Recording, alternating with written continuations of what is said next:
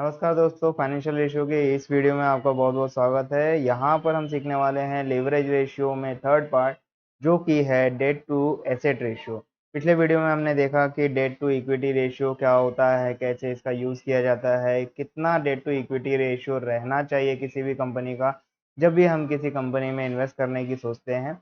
तो अभी हम देखेंगे कि डेट टू एसेट रेशियो कितना होना चाहिए और उसके ऊपर हमारा क्या कंक्लूजन निकलता है किसी कंपनी के बारे में एनालाइज करते वक्त।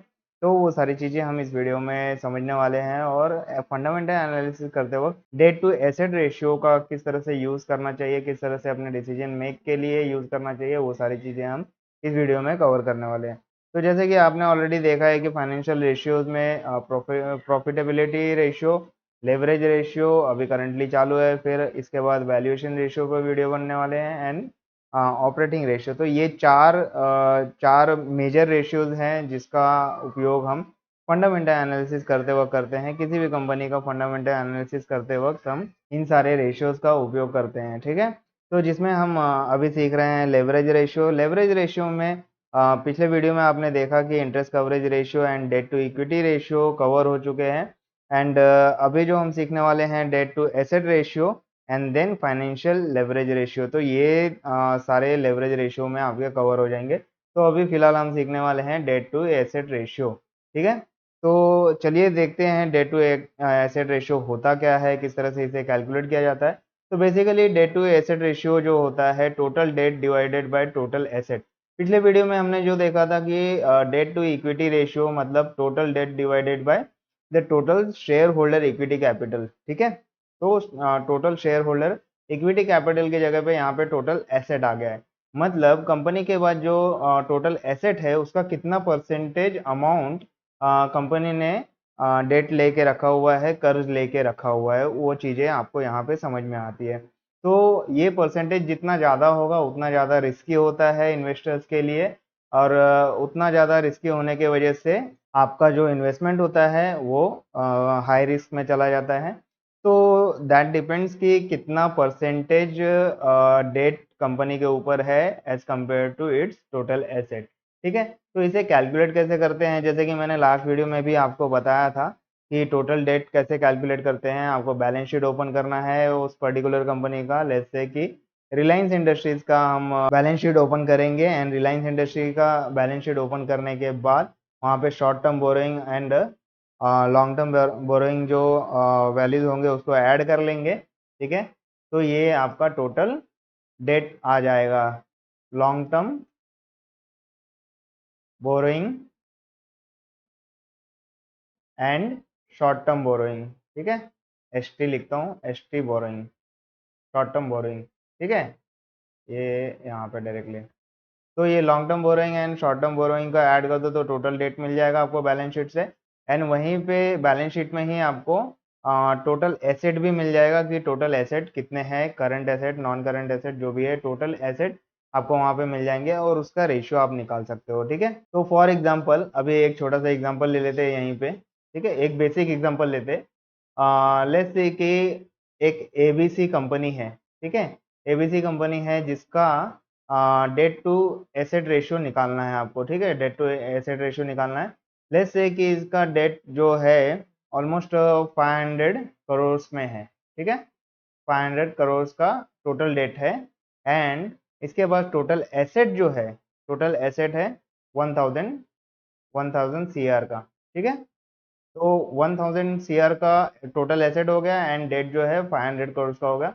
मतलब इसका अगर परसेंटेज मैं निकालूं तो ऑलमोस्ट 50% होता है, ठीक है।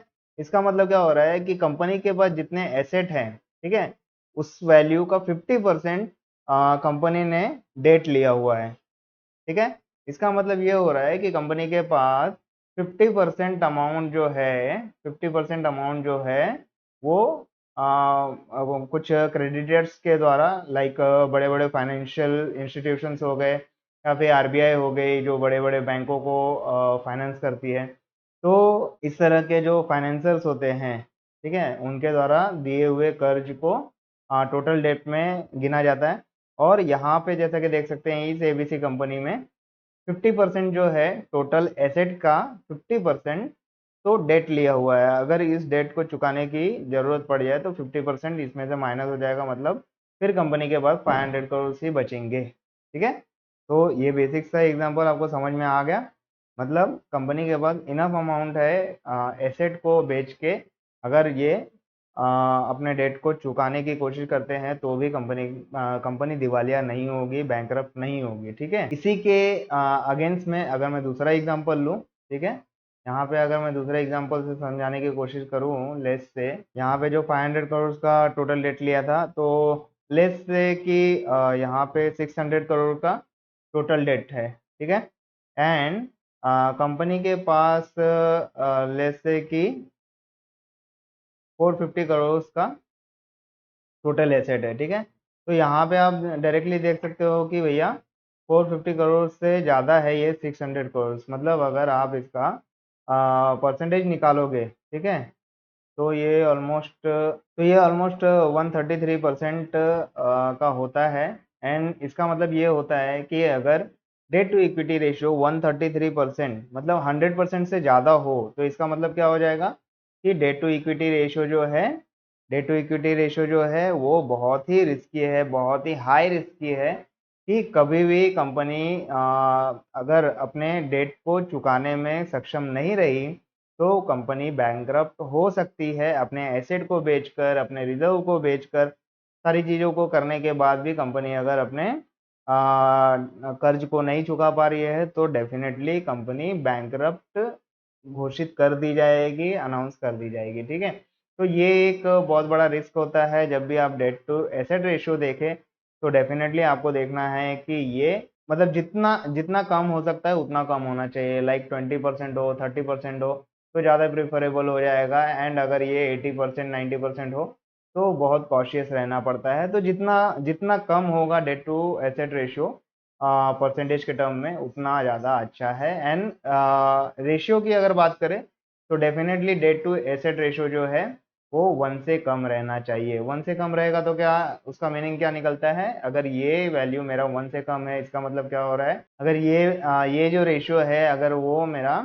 1 से कम है, इसका मतलब क्या निकलेगा कि टोटल डेट जो है, ठीक है, कंपनी के ऊपर टोटल डेट जो है that is lesser than that of the total asset, जो कि हमें यही चाहिए। ठीक है, हमारा ऑब्जेक्टिव भी यही है कि टोटल एसेट कंपनी का इतना ज़्यादा होना चाहिए कि वो अपने डेट को भी चुका सके। तो definitely debt to equity ratio less than 1 होना चाहिए, यानी कि 100% से कम होना चाहिए, तो दैट वुड बी प्रिफरेबल। ठीक है, कभी कभी कंपनीज का क्या होता है, अच्छी कंपनी होती है बट इसका जो डेट टू एसेट रेशियो होता है वो ग्रेटर देन 1 होता है, बट वो एक शॉर्ट टर्म के लिए भी हो सकता है। तो उसको आपको डिटेल में उसके बैलेंस शीट में जाके डिटेल में जानना होता है कि कंपनी ने कहाँ इन्वेस्टमेंट किया है। क्या हो सकता है कि कंपनी अपने ग्रोथ के लिए कैपिटल एक्सपेंडिचर में इन्वेस्ट कर रही है, या फिर कुछ इन्वेस्टमेंट किए हो किसी अपने एक्सपेंशन में, तो या फिर किसी कंपनी को एक्वायर करने के लिए इन्वेस्ट किया हो, तो उस तरह उस शॉर्ट टर्म पीरियड में डेट टू एसेट रेशियो आपको ग्रेटर देन 1 दिख सकता है। तो कभी-कभी ये सारी चीज़ें भी होती हैं जो कि आपको ध्यान में रखनी होती है। एंड अगर ऐसा कुछ हो रहा है तो डेफ़िनेटली आपको अपना रिस्क के हिसाब से आपको अपना डिसीज़न मेक करना होता है। ठीक है? तो डेट टू एसेट रेशियो को फंडामेंटल एनालिसिस करते वक़्त कैसे यूज़ करना है? तो बेसिकली मैंने ऑलरेडी बता दिया आपको, डेट टू एसेट रेशियो जो है लेस देन 1 रहना चाहिए, या फिर 100% से कम रहे तो वो ज़्यादा बेटर है। अगर आप पीयर टू पीयर कंपनी देख रहे हैं, ठीक है? पीयर टू पीयर कंपनी में अगर कंपेयर कर रहे हैं तो जिसका डेट टू एसेट रेशियो कम है, ठीक है, अगर एबीसी कंपनी का डेट टू एसेट रेशियो कम है एक्स वाई जेड कंपनी के डेट टू एसेट रेशियो से, तो डेफिनेटली आपको एबीसी कंपनी के साथ जाना चाहिए। ठीक है, तो आई होप ये सारी चीज़ें आपको क्लियर हो गई होंगी। चलो एक एग्जांपल देख लेते हैं। एंड हमारे वेबसाइट पे ले जाकर, स्क्रीनर के वेबसाइट पे ले जाकर आपको एक एग्जांपल से समझाने की कोशिश करता हूँ। ये तो मैंने रफ एग्जांपल दे दिया था कि किस तरह से डेट टू एसेट रेशियो 100% से कम हो या ज़्यादा हो उसका क्या इफेक्ट होता है। ठीक है, तो चलिए अपने वेबसाइट पे चलते हैं। तो यहाँ पे मैं स्क्रीनर के वेबसाइट पे आ चुका हूँ। यहाँ पे आप देख सकते हैं रिलायंस इंडस्ट्रीज़ का मैंने पेज ओपन कर रखा हुआ है स्क्रीनर पे। एंड यहाँ पे सिंपली मुझे क्या करना है, प्रॉफिट एंड लॉस में जाना है। एंड इसके नीचे ही आपको बैलेंस शीट दिख जाएगा, तो यहाँ पे बैलेंस शीट में आ जाना है। बोरोइंग्स में आपको टोटल वैल्यू दिख जाएंगे, टोटल डेट का। तो जैसे ही आप बैलेंस शीट में आते हैं, यहाँ पे आपको बैलेंस शीट दिखाई देगा, यहाँ पे क्लिक करोगे तो डायरेक्ट आ जाओगे। तो मैं जैसे आप बैलेंस शीट में आते हो तो बोरोइंग का रो दिखाई देता है, और यहाँ पे मार्च 2024 के लिए बोरोइंग का वैल्यू भी दिखाई देगा, 346 142 करोड़ रुपीस इन करोड़ में है ये यहाँ पे, ठीक है। तो ये सारे डेटा यहाँ पे आपको टोटल डेट मिल गया, एंड फिर टोटल एसेट भी यहाँ पे मिल जाता है, ठीक है। ये आपका टोटल एसेट हो गया। तो टोटल डेट आपका 340,000, ठीक है। फॉर एग्जांपल 350 पकड़ लेते हैं, 350K, ठीक है। 350K ऐसे पकड़ लेते हैं, या फिर आप इसको ये ना करके, कुछ लोगों की मैथ्स थोड़ी कमज़ोर होती है, मैं कुछ और लिखूंगा तो कंफ्यूज हो जाओगे। तो यहाँ पे 350 अप्रॉक्सीमेट पकड़ते हैं, ठीक है। इसको 000, ठीक है। 346 की जगह पे मैंने ये कन्वर्ट कर दिया अप्रॉक्सीमेशन, रफ फिगर। एंड ये कितने फिगर्स हैं, 1 2 3 4 5 6 7, ठीक है। मतलब 1755, ठीक है। 1755 एंड 000, तो ये 000 कैंसल आउट हो गए। अब यहाँ पे आप देख सकते हो कि 350 डिवाइडेड बाय 1755 है। मतलब क्या हो रहा है कि ये रेशियो जो है लेस देन 1 आएगा। क्यों आएगा? क्योंकि denominator is much bigger than numerator, ठीक है। तो आपका डेट टू एसेट रेशियो जो है वो लेस देन 1 है। इसका मतलब ये है कि कंपनी के पास जो एसेट है that is more than enough than its borrowing value, ठीक है। जो भी कंपनी के ऊपर डेट है, कर्ज है, उसके कंपेयर में कंपनी के पास इतने एसेट तो है जिसे जिसे यूज करके कंपनी अपने कर्ज को चुकता कर सकती है, एंड उसके बाद भी कंपनी के पास बहुत ज़्यादा अमाउंट में पैसे बचे रहेंगे, जिससे वो अपना ऑपरेशन कंटिन्यू कर सकती है। मतलब कंपनी के ऊपर फ्यूचर में कभी भी कोई भी दिक्कत नहीं आने वाली है फाइनेंस को लेके। तो यहाँ से आपको समझ में आता है कि कंपनी फाइनेंशियली कितना लेवरेज है, ठीक है। एसेट के टर्म में आप बोल लो, डेट टू इक्विटी रेशियो की बात कर रहे थे तो इक्विटी कैपिटल के टर्म में आप बोल लो, ठीक है। इंटरेस्ट कवरेज रेशियो, इंटरेस्ट पे करने के टर्म में बोलो, तो इस तरह से लेवरेज रेशियो इस तरह से आपको यूज में आते हैं। तो debt to asset ratio less than हमेशा 1 रहना चाहिए, 100% से कम रहे। 100% से कम रहने का मतलब ये होता है कि आपका जो कंपनी पे जो डेप्थ है that should be lesser than that of the total asset, ठीक है। टोटल एसेट से कम ही रहना चाहिए, और वो जितना कम रहेगा उतना अच्छा है, और जितना ज़्यादा रहेगा या 100% के आसपास रहेगा या उससे ज़्यादा रहेगा तो बहुत ही रिस्की होता है उस कंपनी में इन्वेस्टमेंट करना, ठीक है। तो 350 डिवाइडेड बाय, तो यहाँ पे अगर मैं ये कैलकुलेट करता हूँ 350 डिवाइडेड बाय 1755, तो ये अप्रोक्सीमेट आता है 19%, ठीक है। मतलब 20% पकड़ लो।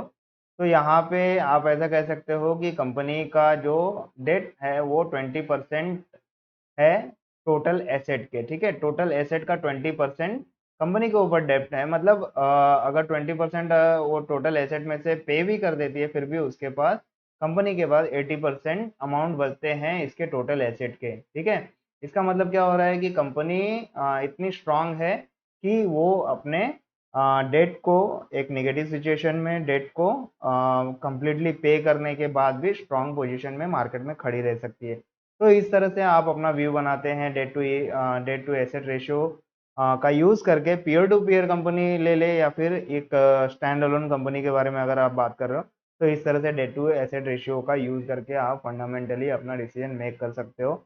आई होप लेवरेज रेशियो से रिलेटेड ये वीडियो आपको बहुत ही पसंद आया होगा, और आपका डेट टू एसेट रेशियो को लेकर सारे डाउट क्लियर हो गए होंगे। अगर फिर भी आपके मन में कोई भी डाउट है तो आप हमारे सोशल मीडिया प्लेटफॉर्म पर कनेक्ट हो सकते हैं, या फिर जहाँ पर ये वीडियो देख रहे हैं वहाँ पे अपना कमेंट पोस्ट कर सकते हैं। मैं डेफिनेटली आपके डाउट्स को सॉल्व जरूर करूँगा, वहाँ पे पोस्ट जरूर करूँगा। एंड इसी के साथ साथ फाइनेंशियल एजुकेशन बाय मुकेश के साथ बने रहने के लिए बहुत बहुत धन्यवाद। मिलते हैं नेक्स्ट वीडियो में लेवरेज रेशियो के नेक्स्ट वीडियो के साथ, फाइनेंशियल लेवरेज रेशियो के साथ। Thank you so much and all the best.